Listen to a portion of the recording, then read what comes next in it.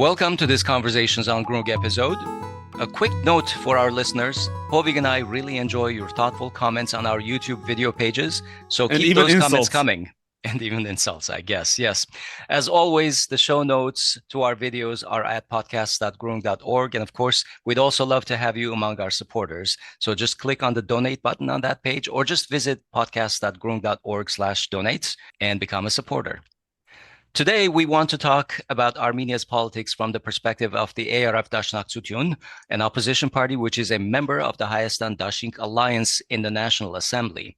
So we have with us Mr. Giro Manoyan, who is the director of the ARF Dashinq Bureau's International Secretariat and Haytad Central Office in Yerevan. Giro, it's been a couple of years since we've had you on the show. Thank you for taking the time and talking with us. Ողջույն, Giro. Thank you for the opportunity. Okay, let's begin, I guess. Let's just dive into it. The ARF in 2021 helped form the Hayastan Dashinq, or the Armenia Alliance, and entered the National Assembly along with Bativ UNEM as the two main opposition political forces. Unfortunately, the ruling party was able to win a supermajority, passing laws at will, while the opposition has struggled to block measures harmful to Armenia's national interests. Since 2021 elections, opposition figures have faced arrests, particularly mayors, and then the legal system has been purged and continues to be purged. And of course, unconstitutional concessions have been made to Azerbaijan. In short, I think it's fair to say that the opposition has been largely ineffective. With that said, Giro, how would you assess the role of the opposition in Armenia, especially the ARF and Hayastan Dashinq? First, I have a little bit different assessment of the result of the elections of 2021, because really the government which formed, which has the majority in the parliament now, really didn't get the majority of the votes at the proportion that it is represented in parliament. But because of the system in Armenia, around 25% of the vote, of the popular vote, was distributed to the parties proportionally who passed the 4% threshold. So 25% of the vote actually was given to parties which didn't pass the threshold. And that's how the ruling party got the majority it got. Otherwise, it didn't get that much of the popular vote. Anyway, as for the role of the opposition, or what the record of the opposition has been, I think so far the opposition has been successful. It doesn't mean it's a big issue, but it has been successful in delaying some of the things that this government would have done had there not been for the opposition, both in parliament, those parliamentary parties, also outside the parliament, meaning in general, a significant segment of Armenian society in Armenia who oppose what the government is doing and has planned to do. So that hasn't brought to a real success, meaning it hasn't stopped completely what the government wants to do and had planned to do, just delayed it. And I believe that is important, but not enough, of course. In hindsight, if you knew that this was the result that you would have in terms of the 2021 election results, would the ARF still have participated? Because there are some opposition parties in Armenia who said that in 2021 the opposition should have boycotted the elections because the outcome was it was a foregone conclusion that the elections would be manipulated and the government would do everything possible to have this stacked supermajority that it currently has. I think boycotting elections is not an easy thing to do, because then that would give argument to whoever wins that, well, you had the chance, you should have run, whatever votes you got, you got.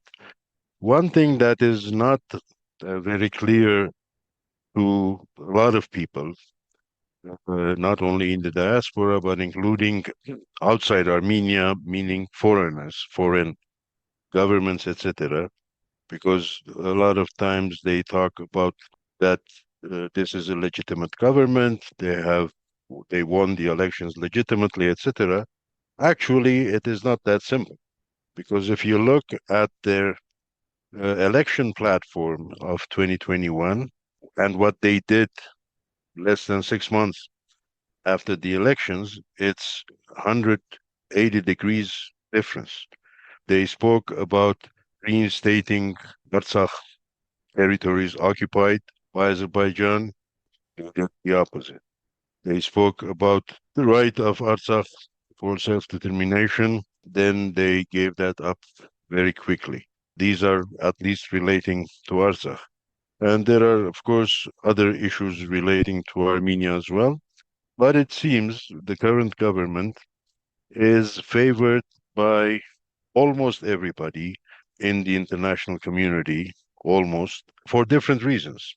I mean, I don't believe the Russian government, regardless of how the rhetoric between the Armenian government and the Russian government is, the fact is that the Russian government prefers this political party to be in power rather than any other party, which some would consider so-called pro-Russian, but which would be more demanding of Russia. It is easier for Russia to have a party like the civil contract and argue that, oh, whatever is happening in relations between It's a Armenia. convenient excuse. Exactly. And for the West, it is a preferred party because for them, a major issue is quote unquote resolved, actually removed from the agenda of the region. Mainly, I'm talking about the Artsakh issue. And then they can, especially in view of the current situation in the region, in view of Russia's war against Ukraine, etc., then they can be more active in trying to take those areas of influence of Russia everywhere, wherever they can, but also in the South Caucasus. Also, in general, it is easier for them with this government to try to diminish any Russian influence and, of course, any Iranian influence. About 2, 3 years ago, almost now, when then the National Security Advisor of the US visited Armenia and spoke of suddenly borders between Armenia and Iran being closed. Actually, Pashinyan spoke about it after his meeting with Bolton. Everybody didn't understand what was happening, but now it is clear that that has been a name, that it was a possibility. And at one point, actually, the border was closed. And actually, now we don't refer much to this, that the road to Armenia, if you want to take a relatively decent road from Iran to Armenia, you have to pass through the highway, the segment of the highway, which was Armenia's highway, but was given to Azerbaijan by Armenia, and it is now The Goris Kapan. exactly a segment of the highway, some, I believe, 34 kilometers, which is now controlled by Azerbaijan. So any Iranian trucks which wish to come to Armenia and prefer to have a quicker road, they rather pay something to the Azerbaijanis and pass through there. So, in fact, there has been some change to the Armenia-Iran border. But anyway, all this to say that the current government, especially its leader, seems to have promised everything to everybody and different things to everybody, but everything to everybody. And that's why it is preferred to stay in power rather than have any power, any other political force, which may come with a different agenda and be more steadfast in its positions defending Armenia's interests, because we don't consider that this government is really protecting or defending Armenia's interests. And what they've been doing also inside the country, movement against the church, against national values, national symbols, whatever has the N word in it, national, they've even decided to change the names of official bodies, institutions which have the name national in it and change it with state. So these are issues that are some of the reasons, not the only reasons, I think, that the opposition has not been successful in bringing about toppling this government and having a new power, another power, become the government. Mr. Manoyan, obviously you mentioned a lot of external reasons why this government is still here, and those make sense. But is there anything that the opposition itself could have done in order to be more effective? And has it been doing the introspection necessary? Because to be honest, I think that when you say that the opposition, when you take credit for delaying what is coming, I really think that if Pashinyan tried to do all of the things that he's doing gradually, if he tried to do them all in the same time, the reaction would have been so strong, the natural reaction from the people, that he would simply not be able to do that. So, is it possible that by slowing down Pashinyan, the opposition is actually allowing this toxicity to slowly affect the organism without killing it immediately? And yeah, just any sort of introspections or thoughts about the opposition and his plans going forward, because we have a new parliamentary season that started up. And to be honest, I tried to watch some of these sessions and I really got sick because it seems like it's some of the same old, same old. And let me mention also something. I don't mean to take the sort of soapbox, but we are a week away from the first anniversary of the ethnic cleansing of Artsakh. I mean, it's difficult to comprehend, but the entire population of Artsakh was ethnically cleansed with force. The entire world seems to be okay with it. The heart of most Armenians is shattered into pieces, but we are not here today to talk about emotions. We're here to talk about a political party and its actions. Also, I want to mention that out of the hostages that we have in Baku or in Azerbaijan under the pleasure of Aliyev, whatever he wants to do, are two prominent, people. One is General David Manukyan, who many don't know is brother of Giro Manoyan, a prominent ARF parliamentarian. And I mean, I don't know how he does it, but he has to essentially be a politician while his brother is a hostage. And the other, of course, is David Ishkhanyan, who was the head of the ARF in Artsakh. So I don't mean to demean or diminish all of these efforts, which are being actually paid for by lives of the ARF members and their families. Where do we go from here? Because there's also this criticism that 1 week before and 1 week after the ethnic cleansing, the opposition was in the National Assembly working as if it's business as usual. When does it not become business as usual? It is, especially in Artsakh, it wasn't business as usual, but let me go through some of the points you raised. It's interesting the way you view that maybe delaying what Pashinyan wishes to do or wish to do is not really against him. Well, I spoke mainly about the external factors which are affecting current situation here, but also, of course, there are local factors, especially with the people. When you say the Armenian people are heartbroken, etc., in Armenia, whatever the number of victims we had during the 2020 war, but if we count the wounded, etc., it's at least 10,000 people. So we are talking about at least 10,000 direct families affected by the whole thing.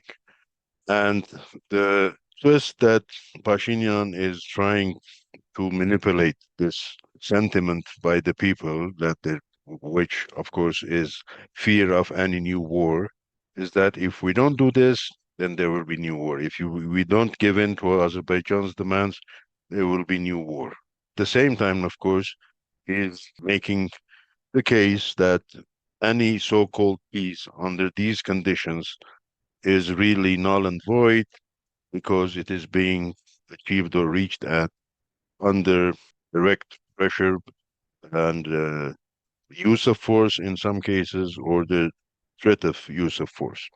So in any case, there is, I would say, in the public, a great reservation about not rocking the boat so much that there is a new war.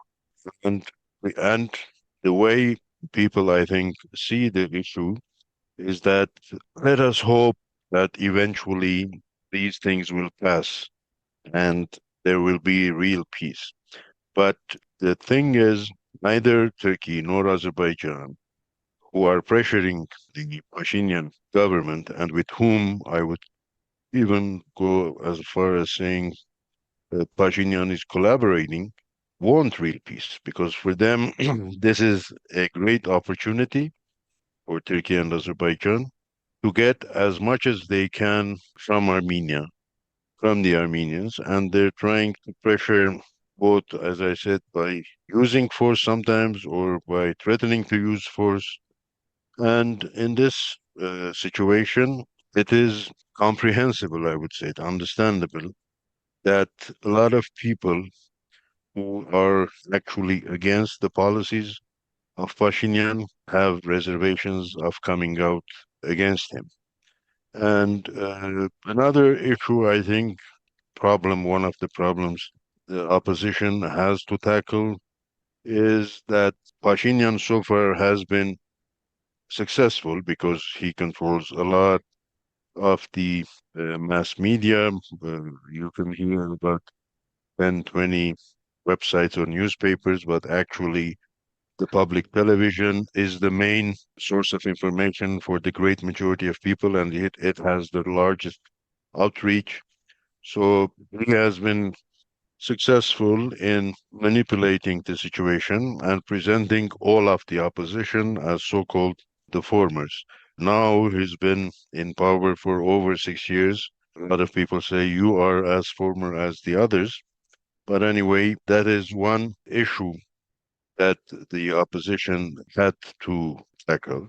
And I think it's not coincidental that somebody like Bagrat Srbazan, Archbishop Bagrat, came to the fore because it was understandable that people might have been not very enthusiastic about hearing the same political force. I'm talking about us, also the same political representatives, etc. So they want to change, and there was a change. And now even there are a couple of attempts, seems in their infancy still, that one or two new political parties are to be formed. But if you call anybody who has done anything in any government in the past former and brand them as bad guys, etc., then you will have nobody. Even though, for example, in the current government, there are as many so-called former people or people who had worked with former governments. But anyway, this is a development I think that we have to pursue without necessarily, me personally at least, seeing the desired result very clearly. But not doing anything is not an option as well. Yeah. So the more the people come out, the more pressure the government will feel. But there's one issue as well that I think is that Pashinyan is not the type of person who would risk his well-being by giving in to any political pressure coming from the people, because he knows once he loses power, really, I doubt he will want to live in Armenia. I mean, the external powers are one source for him, power base for him. The fears that the people have internally are the second power. And the third is the so-called power structures in the country who are his support base. I mean, from the prime minister's office 200, 250 meters away to another government building, he has to walk with visible 10 bodyguards. At least these are the visible walking with him. I'm not talking Yeah. about people on the roofs, etc.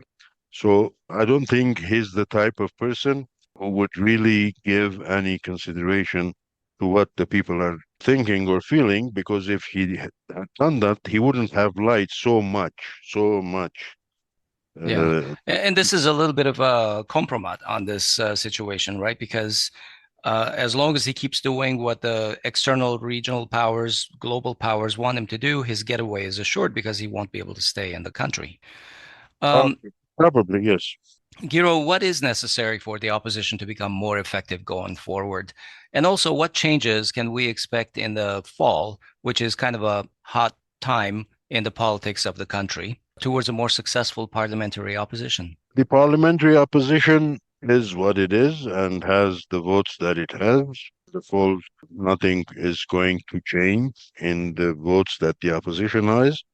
But I think if there is more pressure from the public, Pashinyan himself, who so far controls his bloc in parliament by different ways, paying them, having compromise, and then on them files, etc., whatever. So he's not the one to be doing the move, making the move, but there may be, if there is enough public pressure, I believe there may be several members of parliament in his bloc which may consider, let's change the situation, not necessarily go along the way that the opposition wants. Change Pashinyan. This doesn't mean they want to change the policies, but change Pashinyan and have somebody else more acceptable to the people and go ahead with whatever they have been, what I say, asked to do. And Giro, just a quick interjection. You and Hovik have a deeper understanding of the politics inside Yerevan than me here on the other side of the planet. To us, in general, civil contract looks like a monolithic. They're all on the same page. Whatever Pashinyan says, there are 71 votes for it. Is that not the case? Do you see a lot more granularity, a lot more shades of gray between these people? I wouldn't say that much gray, but and I wouldn't consider everybody in civil contract as having no brains, basically. That all of them are anti-Armenian. They're not. That none of them is patriotic. I don't believe that.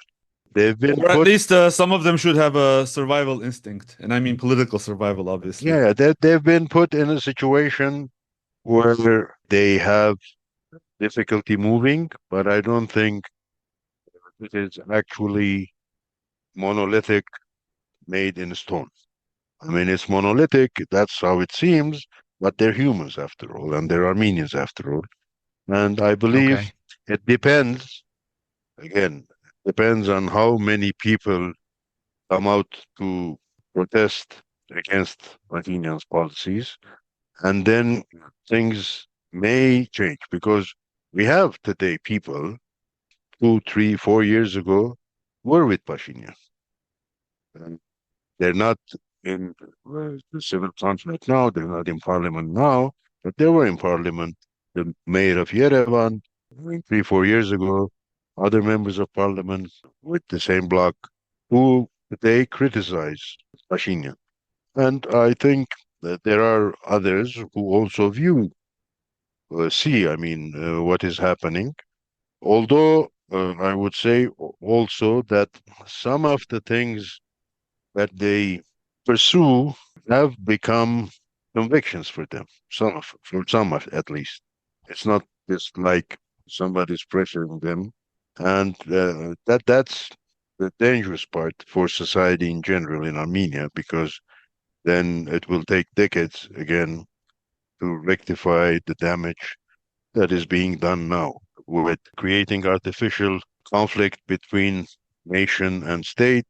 I mean, in English language, this might not be understandable, but in Armenian, between Ozg and Bedutun, what is national, what is state, making difference, saying okay, we pursue the state interest, not the national interests. Because if national interest entails also the interests of Armenians living outside Armenia, then that's not our problem. So for some, it has become a conviction what they're doing.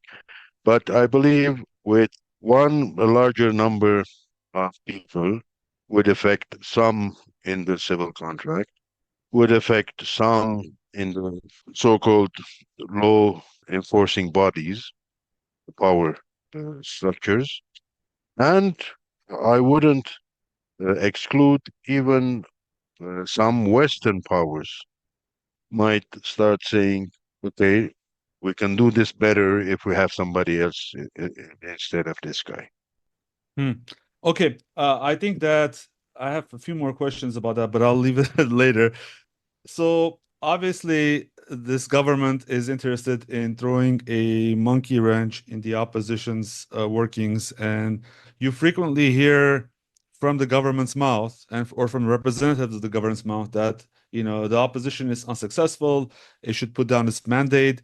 Even former, which isn't so former, but the special ambassador Edmond Marukian is carrying that mantle now, saying the opposition should step down and let a more effective opposition to flower and come into its place. I mean, I don't mean to repeat and be a mouthpiece for them, but I do want to ask, at what point does the ARS participation in the National Assembly as a minor opposition party that cannot block any measures become an endorsement of the political system that will rubber stamp Pashinyan's initiatives, especially some of the ones that are coming down the pike, because we know that Pashinyan is pushing this so-called peace agreement.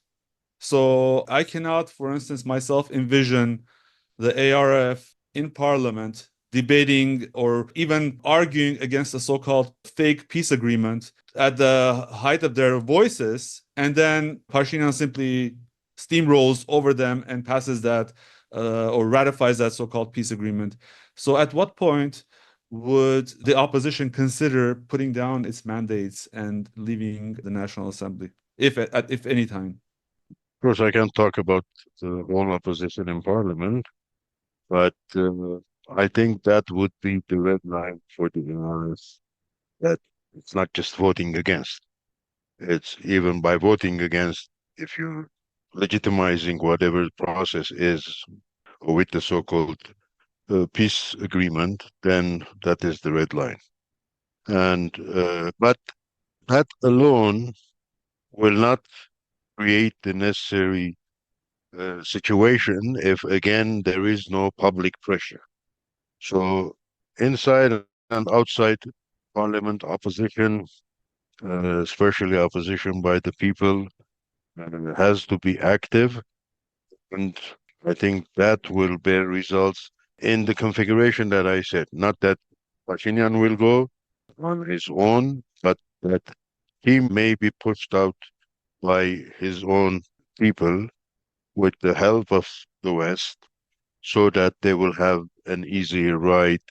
But we should accept the fact also that some of the problems that current government's policies have are directly related to the mental state of Pashinyan. I mean, I'm not trying to attack the politician as a person, but that's a fact. That's a fact. I mean, we saw similar behavior by Georgian former President Saakashvili when he was president during the war with Russia, etc. But he's not a stable guy. I mean, that's a fact as well. Trying to deny whatever he has signed on November 9, 10 to 2020 regarding so-called quote-unquote Zangezur corridor that the Russian border guard could control the security, saying, "Oh, they can control the security from the sky as well." I mean, so these are things that may put more long steps he takes, more popular opposition, and some movement within his camp are the factors that may bring the change. Not necessarily the change we desire, but change. So we mentioned the Tavush for the Homeland movement. Since April of 2024, Srbazan Bagrat Galstanyan has led this movement, protesting territorial concessions in Tavush, which quickly grew across the whole nation. Tens of thousands took the streets, and the government responded with violent force, injuring over 80 people, including journalists. The parliamentary opposition has supported Srbazan, offering logistical help, and he has announced that the movement will resume in the fall. Can you tell us how the ARF supports Bagrat Srbazan's movement? In every way it can, especially, I would say, on the ground, in the regions. There are things to be organized, etc. Mind you, Srbazan has used the past summer, 7, 8 weeks, to really have some sort of organization behind him. Not only the ARF or other groups, but some sort of organization behind him that can really do stuff. And now I think he feels more confident than he did, for example, on May 6th, when he reached Yerevan. And his next rally, it won't be an open air rally, but a big rally. Varza Amerika'nın Hamalirindi sports complex, Sizernagapert. So he has some ideas, some plans, which at least I am not privy to. And he really is convinced that he will be able to change things. Of course, September is fall, winter comes after fall, and I don't think it could go into winter even if it gathers pace in the fall. So whatever has to be done, at least the impact, at least not it resolve the whole issue, but the impact has to be sometime in the fall. In fact, do you believe that we have a clock ticking in terms of potential things that Pashinyan might do in the fall? Meaning that if this goes into spring, will it be too late in terms of political developments? Well, until spring, I think is a long time because we don't know what actually will happen in the next 2 months. And in 2 months, I mean from here to COP29 in Baku, because that would be something that all more or less interested parties, starting with Azerbaijan, with Armenia, with others, especially Western powers, would want to see something in that event becoming a symbolic event for so-called peace in the region. So what happens until then might have repercussions as well and consequences on the ground.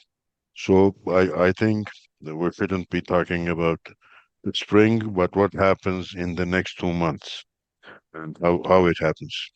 You mentioned COP29. I wanted to actually ask you about that. Has there been debate inside the parliament whether Pashinyan should go or not? Because all we hear is a number of statements from some of his cabinet members saying it is undecided still, but has the cabinet actually piped into that? Not in parliament. It hasn't been discussed.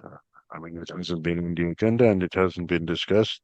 Our approach is that no Armenian government delegation should go to Baku because we're active in trying to make others not go, or if they will go, I mean, non-Armenians, other states or other international organizations, or if they will go, then they should, we're trying to convince them to ask them that they should raise issues offenses to the Armenians and Armenia, starting with raising the right of return issue of the Artsaksis, protection of cultural monuments, etc., and release of the hostages that are acknowledged by Azerbaijan, that there were 23 Armenian hostages. They don't call them, of course, hostages, but prisoners in Baku. So these are things we expect those who are going to raise, and we don't see the Armenian delegation, any level,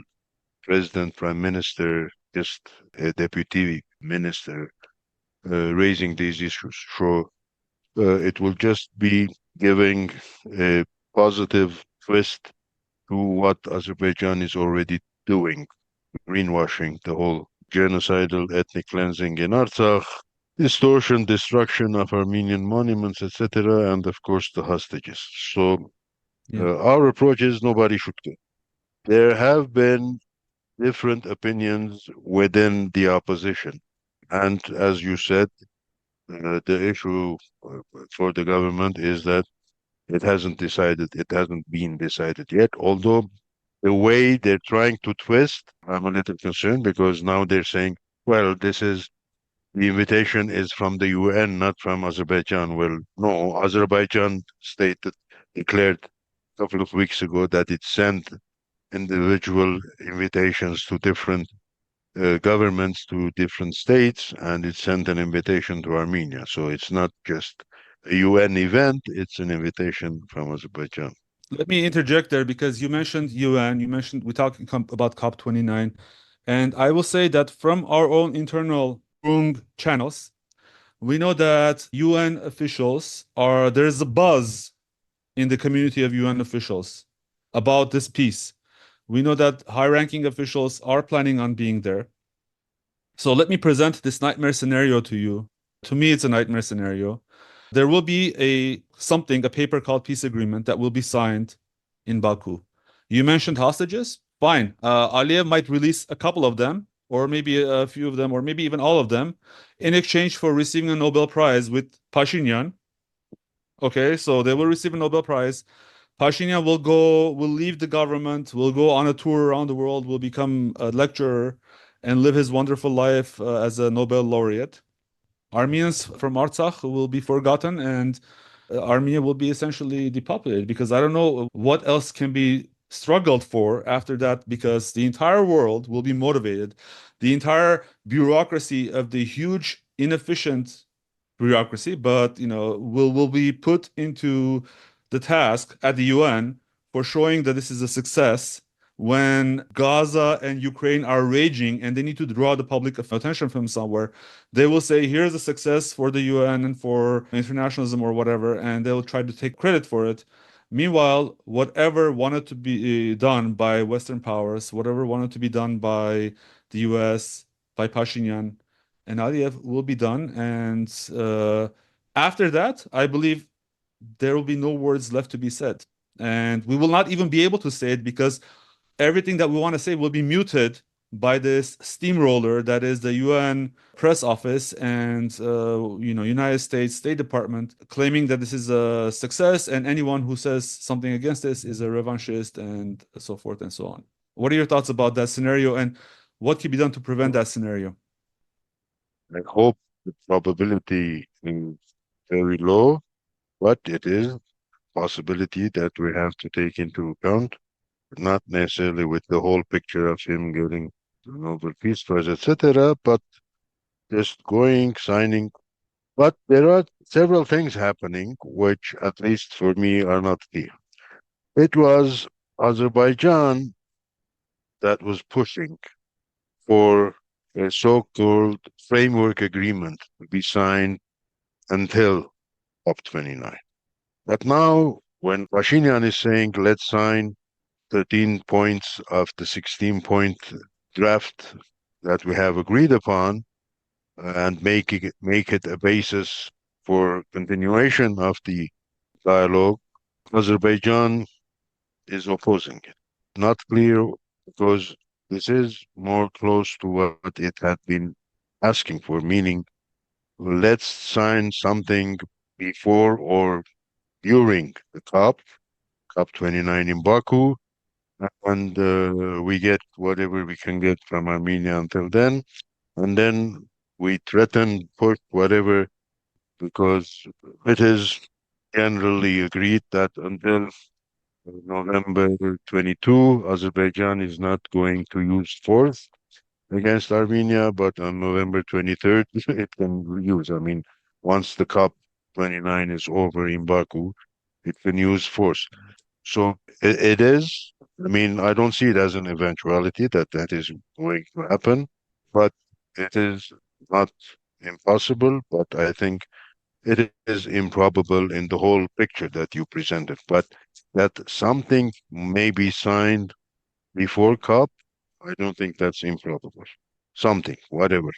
I feel like they're keeping everyone in a confused state of ignorance on purpose. They say that a decision has not been made to go or not to go to Baku and COP29 and sign something. So people will think, well, let's not protest something that's not even planned yet. But behind the scenes, it's actually decided. And then 48 hours before the event, they'll announce that Pashinyan will go to Baku and sign stuff.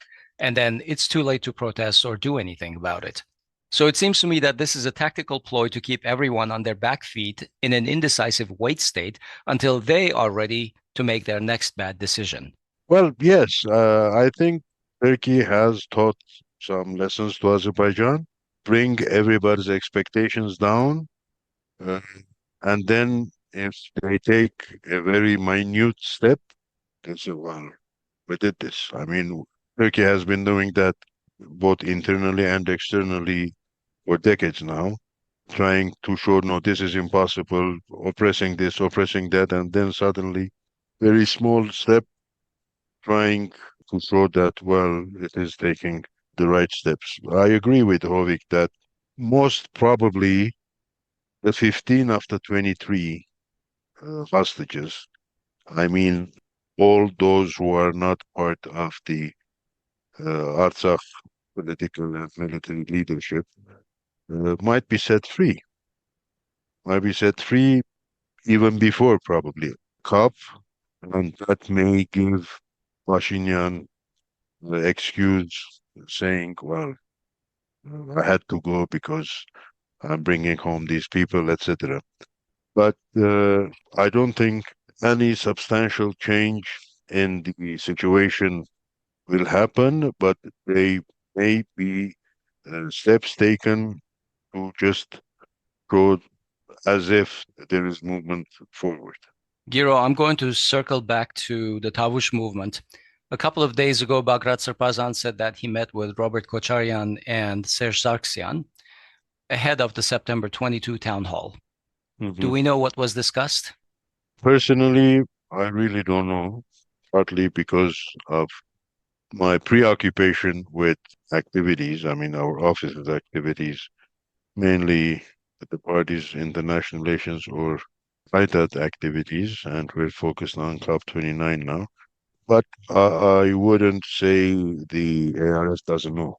I'm sure those who keep they keep in touch with the Srbazan are aware, more or less at least, if not the details, of what was discussed. I even don't know why, for example, he didn't meet or couldn't meet the first president, Ter-Petrosyan.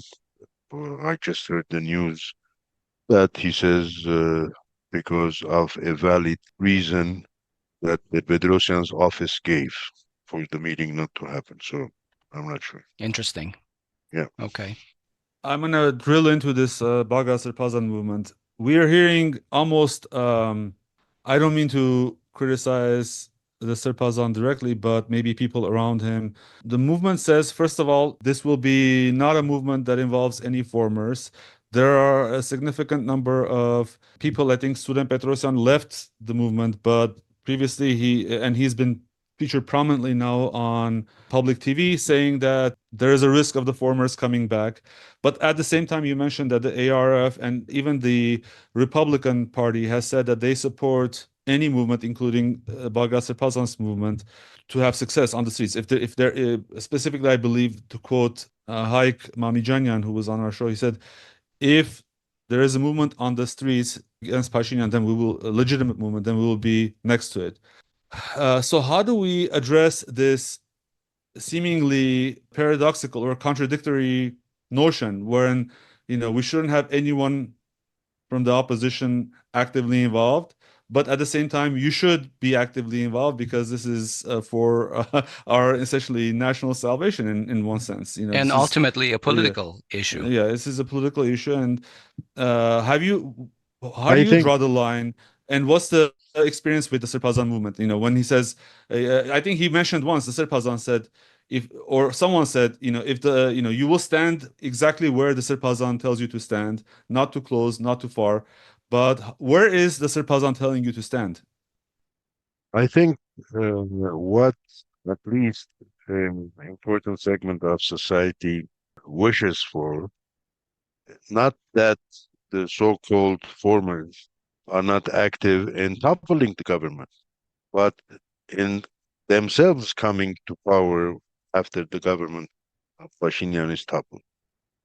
And I guess that's where the Serpazan's role becomes more important. I mean, the Serpazan has gathered around him groups, parties, whatever, individuals that I don't think anybody else could have. I mean, you have the ARF, you have the Republicans, and you have the Sasnadzerer. So they're all supporting him because the aim is to topple the current government.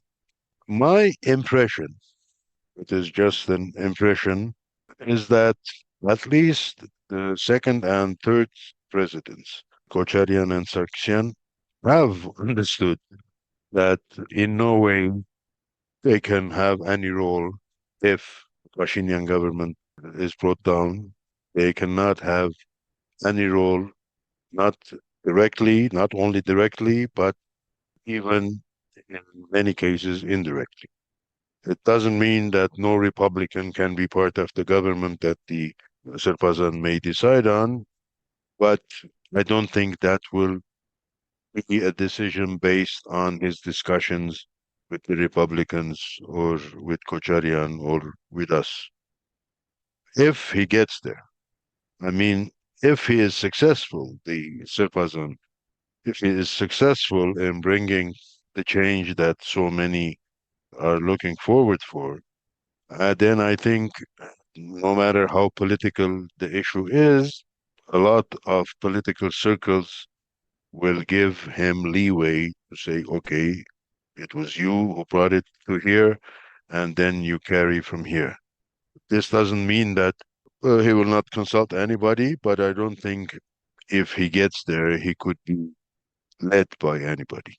He would be the actual leader of the whole movement because we have had several movements after 2020, the war, but it is a fact that it is during the Serpazan movement that we have had so many people participate. Of course, you can argue that because more mistakes were made by Pashinyan, etc., but there are other issues too. As I said, there are very different political parties, groups with different orientations who have gathered around Serpazan. Giro, is there any topic that you would like to discuss that we haven't touched on? One thing that really Yeah. bothers me, that concerns me, is that whatever is happening in Armenia has much more negative resonance in the diaspora. I've tried to explain this even before, this situation. When I lived in Canada, I edited the newspaper and I really couldn't understand some of my comrades, so to speak, who would criticize me when, for example, publishing an article criticizing Levon Ter-Petrosyan's government, an article from OSK, Ramgavar newspaper then. But when I moved to Armenia, I started to realize that things here, not that we take them lightly, but with Pashinyan, there is the reality of Armenian life in Armenia as well. So people, when they are surprised, how come people are going to restaurants? How come they're celebrating, etc.? Well, you cannot go into depression as a whole nation for decades. I mean, we are in a shock, but we're trying to come out of the shock. Not everybody at the same speed, but anyway. But in the diaspora, my impression is that whatever is happening in Armenia is turning them off of Armenia, not of the government of Pashinyan. If this is the Armenia we were dreaming of, then we're done with it. We don't want it. That's my concern. Right. Actually, Giro, can you say a little more about the government's role in breaking this relationship between the Republic and the diaspora? Well, the government's role is and here I will have to stress Pashinyan's role, is how he manipulates things. I mean, you cannot go on public TV with a bunch of small kids, school kids, and ask them which is the highest mountain in Armenia. And if one of them says Ararat, you say, no, no, no, no, no. Ararat is not in Armenia, it's Arakats.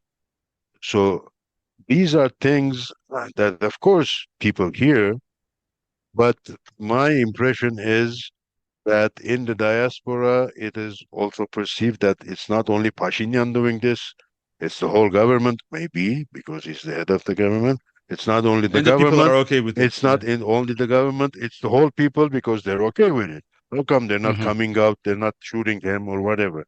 And my concern is that eventually this thing will change.